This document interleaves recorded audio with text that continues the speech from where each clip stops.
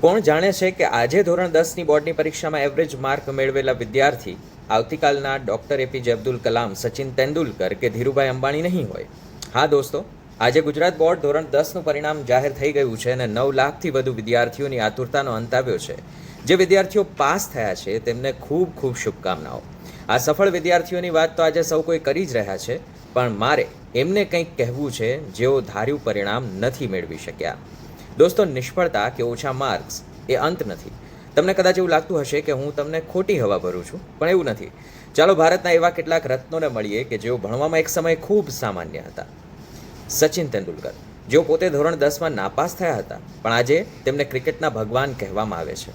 ધીરુભાઈ અંબાણી, જેમણે માત્ર મેટ્રિક સુધીનો અભ્યાસ પૂર્ણ કર્યો, પણ આજે તેમનું બિઝનેસ સામ્રાજ્ય આખી દુનિયામાં ફેલાયેલું છે.